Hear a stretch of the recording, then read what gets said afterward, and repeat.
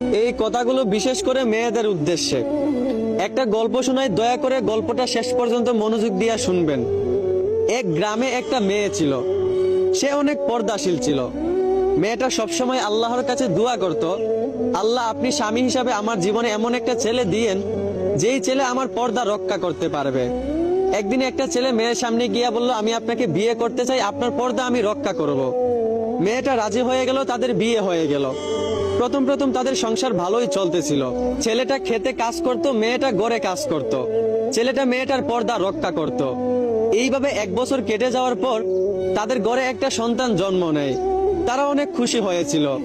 সন্তান জন্ম নেওয়ার কিছুদিন পর ছেলেটা মেয়েটাকে বলে উঠল, দেখো আমি একা খেতে কাজ করি, আমার কষ্ট হয়ে যায়, তুমি একটু কষ্ট করে খেতে আমার জন্য খাবারটা নিয়ে যেও। মেয়েটা রাজি হয়ে গেল। তারপর থেকে প্রতিদিন মেয়েটা তার স্বামীর জন্য খেতে খাবার নিয়ে যাইতো। এইভাবে তার অর্ধেক পর্দা ভঙ্গ হয়ে যায়। এইভাবে আরো 1 বছর কেটে যাওয়ার পর তাদের ঘরে আরো একটা সন্তান জন্ম নেয়। তখনও তারা অনেক খুশি ছিল।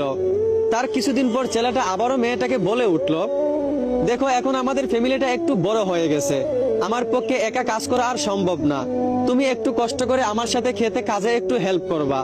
মেয়েটা তখনও রাজি হয়ে গেল। তারপর থেকে প্রতিদিন মেয়েটা তার স্বামীর সাথে খেতে কাজ করত। এইভাবে মেয়েটার পুরো পর্দাই ভঙ্গ হয়ে যায়। এইভাবে আরো 1 বছর কেটে যাওয়ার পর তাদের ঘরে আরো একটা সন্তান জন্ম নেয়। মোট 3টা সন্তান, 3টাই ছিল ছেলে সন্তান।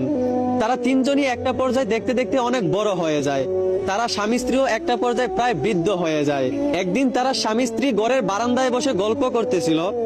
হঠাৎ করে মেয়েটার স্বামী হাসতে হাসতে বলে উঠল, দেখো তোমার কি মনে আছে, বিয়ের আগে তুমি বলেছিলে তুমি সেই ছেলেকে বিয়ে করবে যেই ছেলে তোমার পর্দা রক্ষা করতে পারবে। অথচ দেখো তোমার আর সকল পর্দা ভঙ্গ হয়ে গেছে, তোমার আর পর্দা নাই। কি হলো, পর্দার কি দাম? নিজে ঠিক থাকলেই তো হয়। মেয়েটা তখন বলল, পর্দার কি মূল্য আর পর্দার কি দাম আপনি সেটা দেখতে চান? তাহলে আপনি ঘরের দরজার পিছনে লুকিয়ে যান।